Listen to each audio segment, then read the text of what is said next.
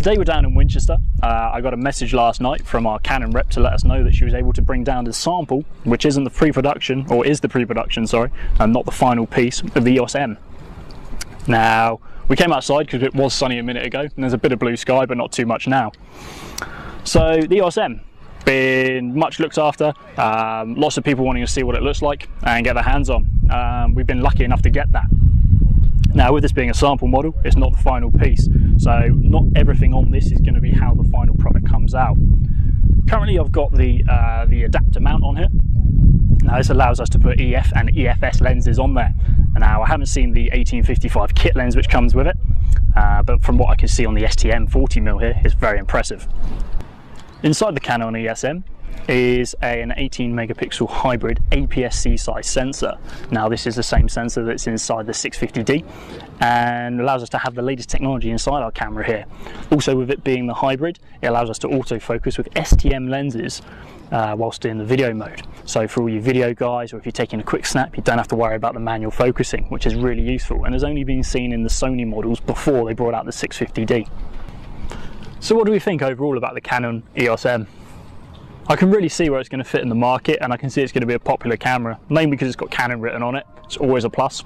But you're also going to find that a lot of people using the adapters and who have previous lenses with Canon are going to get a real use out of this. If you're wanting something which is really small and compact and light, I'd definitely say it's going to be a good camera to get hold of. Just using it and having a quick play today in this sort of half an hour short time we've had, we've discovered that compared to things like the J1 from Nikon, it's a lot quicker to use manually as well. This is due to the fact that when you're using it in manual mode, it doesn't have the dials on top. So what you find is that you hit the menu or info button, and then you've got the touchscreen layout. So it's really, really quick. So if we hit AV, we can change our mode really fast here. So we can go across to M, manual obviously, go back. Want to change the shutter speed? Just go into it, use the scroll wheel. You can see it changing and going up there. If we go across to the ISO as well, everything changes. Tap of the screen, we'll scroll it around. Really quick and easy.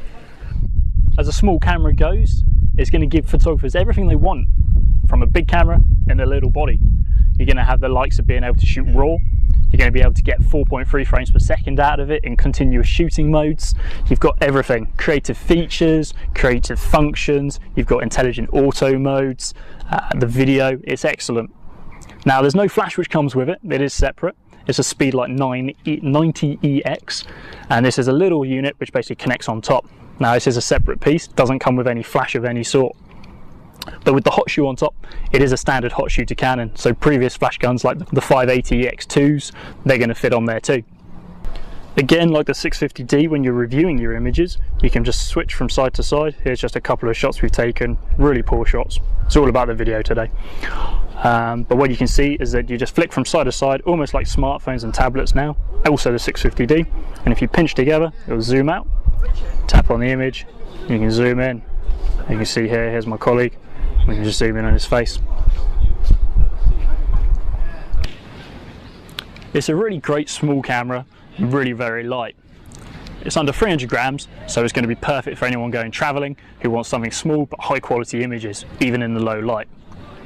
It's due around the end of October in the UK, and it's going to come in a few different colours, ranging from red, white, black, silver. But I can see it's been very, very popular. If you haven't got any Canon lenses, I'd still say go and check it out because it is very small and gives a lot for what you can get from it. So definitely check out and have a look at the new Canon EOS M.